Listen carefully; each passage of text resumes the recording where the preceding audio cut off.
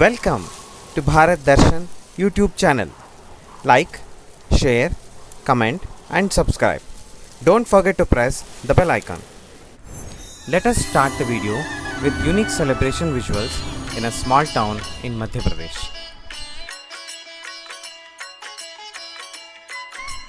Vivah Panchami, the marriage of Lord Ram and Sita, is celebrated for 3 days.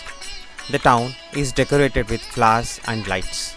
People will participate in the festival with lots of energy, reducing their personal work tension. Businesses, institutions, offices, and agricultural works will be halted during the celebration. On the first day, flag will be hoisted. Second day, mandap will be worshipped. District collector becomes Ejaman in the program of Mandap Pujan. On Margashira Shukla Panchami, the third day of celebration, the grand procession of Lord Sri Ramraj Sarkar depart from the temple at 8 o'clock at night with lavishness and royalty. The guard of honor is given to the groom by the armed police force as soon as he leaves the temple for Varayatra. After this, Lord Rama sits in the palki and Varayatra takes off. The groom Rama with Lakshman in the palki are carried to Janaki temple through the streets of the town with elephants and horses. In the Bharat, Ramdhun, a religious kirtan, is sung along dancing groups. The crackers are shot to sky, orchestra sounds loudly, and the Bharat follows the group with electrical decorations. After the Bharat enters Janaki temple, Tika is done and the Vivah procedure continues in traditional manner. Jayamala and Feira completes the Vivah. The completion of ceremony begins the festive dinner. The whole town is fed wedding delight at the temple hall and Dharamshala. The Ram Sita wedding is accomplished at the local Ramraja Dharamshala with a huge bhandara. Jai Siya Ram. Want to witness the next year's celebration? Do you want to know about this amazing place? Let's begin our journey to the Wonderland. Welcome. This is Bharat Darshan channel. Travel, explore and enjoy India with me. In this video, we will explore and enjoy Ram Rajya Orchha.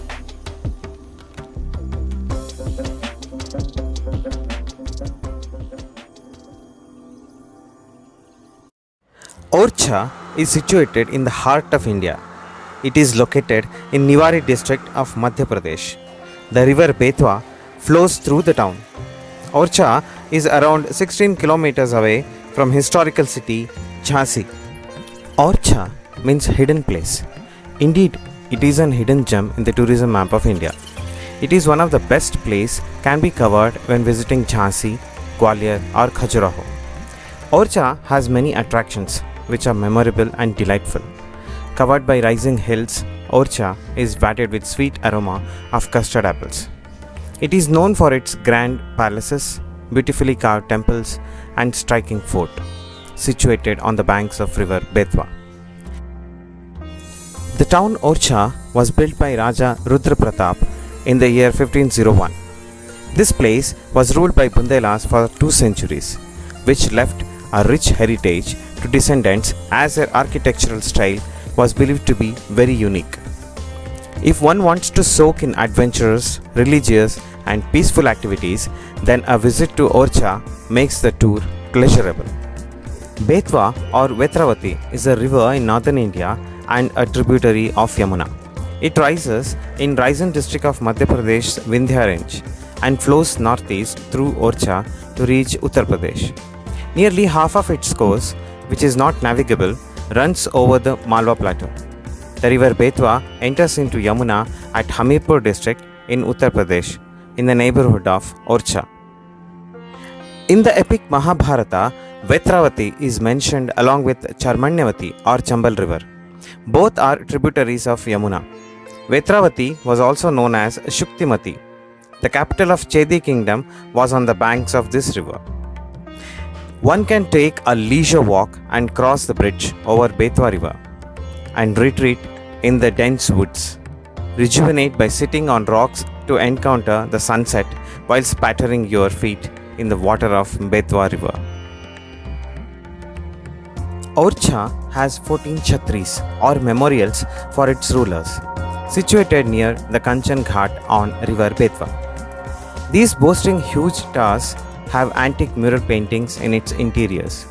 Built in the 17th and 18th century, the 14 tombs, or rather cenotaphs, here were built more as memorials than as places of actual burial. The Bundela kings of Orcha honored members of their clan by erecting these ornate structures along the banks of Betwa. The squarish cenotaph of Veer Singh Dev is most beautiful among the 14 cenotaphs. Each chhatri is different from the rest in size, resembling the length of the reign of those rulers over Orcha. These cenotaphs recite the stories of the kings on its colossal structure.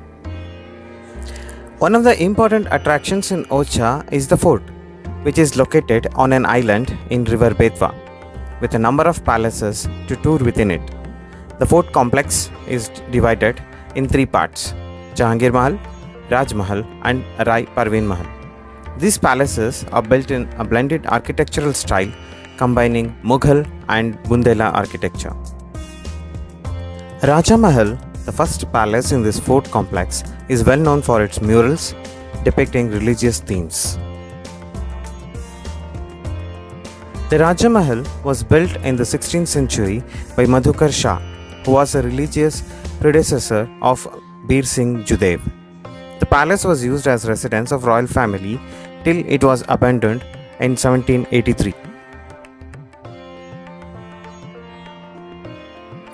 Raja Mahal is a huge palace located to the right of quadrangle in the Orcha fort. This palace houses dance platforms, bedchambers and wall paintings depicting everything from the 10 avatars of Vishnu. The personal chamber of the king has the painting of Krishna's Rasalila. Jahangir Mahal is the second palace inside the Orcha fort. Jahangir Mahal was built by Raja Veer Singh Judev in 1605 to remember the visit of Emperor Jahangir to Orcha. The palace was a sign of friendship between Veer Singh Judev Bundela and Mughal Emperor Jahangir. When Jahangir visited, it was only for one night, and so impressed that he promised sovereignty to the Bundela king Veer Singh, so long as Jahangir reigned over Delhi. The entrance of the Jahangir Mahal is marked by an artistic and traditional gateway. The front wall of the structure faces to the east and is covered with turquoise tiles. Jahangir Mahal is a three-story structure that is marked by stylishly hanging balconies, porches and apartments. The geometric patterns and the paintings of flowers and peacocks are the major attractions of the Mahal. The plain exteriors, crowned by domes, give way to the interiors with an exquisite murals and make it even more distinct that it merges both the Mughal and Bundela architecture. Stone elephants, lattice work on the windows and delicate double domes add to the elegance of the palace. The entrance gate from Jahangir Mahal, which was earlier the main gate, leads to the royal baths and then to a small sub-palace, Rani Mahal or Parveen Rai Mahal, built within a garden in a typical Mughal architectural style. Rai Parveen Mahal, the third splendid palace in Orcha, was built by Maharaja Indrajit Singh, son of Madhukar Shah, in 16th century. It's a double-story palace and the second floor is decorated with the poses and postures of Indian dance. Mahal is dedicated to the poetess musician Rai Parveen. She was a dancer and was a lover of Maharaja Indrajit Singh Bundela. Rai Parveen was sent to Delhi on the orders of Emperor Akbar, who was captivated by her beauty and dancing skills. She so impressed the great Mughal with the purity of her love for Maharaja Indrajit that he sent her back to Orcha with gifts. The magnificent history of Orcha and Bundela dynasty is displayed beautifully at the Light and Sound Show at Orcha Fort. The brilliance of the medieval Indian architecture can be easily noticed when the palace turns into a digital orchestra. Projected at the fort campus, the light and sound show is a must of things to do in Orcha. Year 1538. Rani Mahal, now famous as the Raja Ram Mandir. Hardol Vatika was built in memory of Deenaman Hardol, the prince of Orcha, who died a victim to prove his innocence to his elder brother.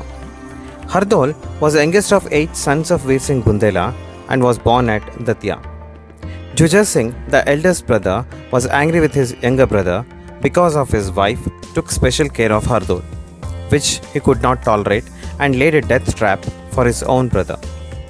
Jujhar Singh suspected him of undue relation with his wife and at a feast poisoned him. Hardol willingly accepted the poison offered to him as a punishment.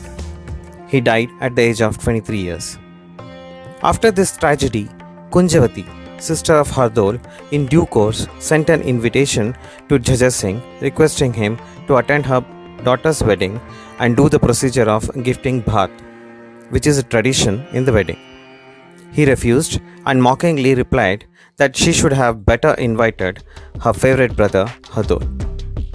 Thereupon, she went in despair to his tomb and cried for help. Hardol, from the below of tomb, answered her cries and said that he would come to the wedding and make all arrangements. The ghost kept his promise and arranged the wedding as befitted the honor of his house. Later, it became a tradition to invite Lala Hardol for the wedding. Lala Hardol is so respected as a folk deity that if a girl is married in the Bundelkhand region, the first invitation goes to Lala Hardol at his tomb or temple. Raja Ram Temple is the center around which the life of Orcha revolves. The presiding deity here is Lord Rama. The idol was meant to be installed in the magnificent Chaturbhuj temple, but the idol, once kept on the ground where it is today, refused to move. So, a makeshift temple was built around it and is known as Ram Raja Temple. It has an excellent courtyard tiled with marble, and the temple in pink and yellow colors gives a bright look. No cameras or bags allowed inside. This is the only temple in the world where Lord Rama is worshipped as a king. This famous temple used to be the palace of King Madhukar Shah, where his queens lived. The history of Ramaraja Temple opens for the tourist an unexplored part of the life of Lord Rama and Bundela kingdom. The king wished to tour Vrindavan and queen to Ayodhya. The struggle between King Madhukar Shah Judev, a Krishna devotee, and his queen Ganesh Kumari, a Rama devotee, resulted in a challenge between the couples. The king ordered her to be banished till she returns with Lord Rama as a child. Rani goes to Ayodhya to perform severe penance, throwing herself in the Saryu river in desperation till the Lord himself appears as a little boy, agreeing to accompany her to Orcha. The Lord agrees to go with her on 3 conditions: that he would walk with her only on the day of Pushyasta. The second condition was he should be declared as the king of Bundela kingdom after reaching Orcha. On the third condition, he will become an idol if he will be made to sit at any place in Orcha. The queen agreed to the Lord and proceeded with him to Orcha. In the meantime, Lord Rama appeared in the dream of king and ordered him to construct a magnificent temple. The king started construction of the Chaturbhuja temple and expected queen's return. Queen returned in 1575 on foot after 8 months and 27 days, travelling only during the Pushya Nakshatra, which is one of the conditions of the Lord. After arrival at Orcha, the king welcomed the queen, declared Rama as the king, and asked her to wait till a good time to inaugurate the Chaturbhuj temple. Queen made the Lord to take rest at her room. In that room, Lord becomes an idol which refuses to move from that place, even when the magnificent Chaturbhuja temple constructed as his permanent abode is completed. Even today, he remains in the palace of the Rani, where he is worshipped as the king of Orcha. The Lord is respected with a god of honor and gun salute every day. In the temple, Raja Ram is accompanied by Sita on the left, Lakshmana on the right, Sugriva and Narasingha Bhagavan on the right. Durga Ma is also present in the darbar on the right side. Hanumanji and Jambanji are praying just below Sita. The speciality of this temple is that Lord Ram has a sword in his right hand and a shield in the other. Sri Ram is sitting in Padmasan with left leg crossed over the right thigh.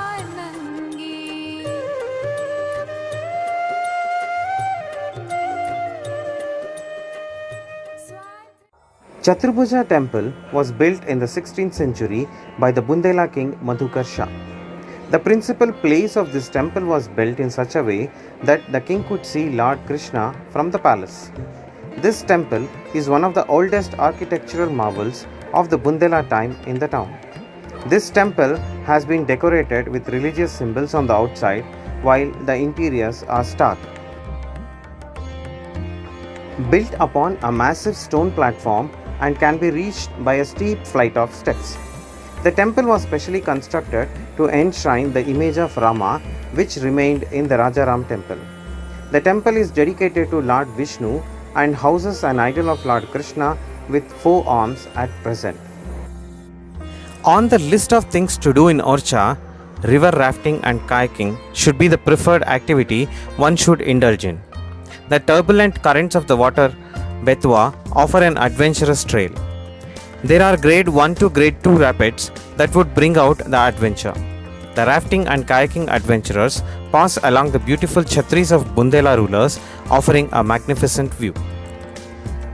The next thing on the list of things to do in Orcha is a safari at this scenic marvel in a little corner of the town. The sanctuary offers adventure sports like fishing, canoeing, trekking and camping. Animals like the deer, blue bull, jackal, along with many species, can be seen in their natural habitat. Adding to the variety of fauna are 200 species of birds.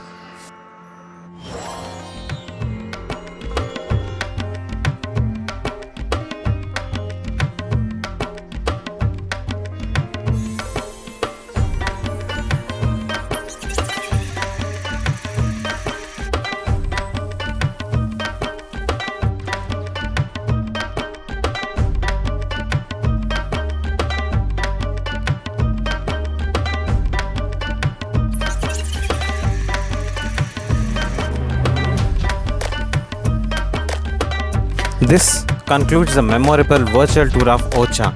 Hope you all liked the video. Please like, share, comment, subscribe to the Bharat Darshan channel. Don't forget to press the bell icon to get updates from the channel.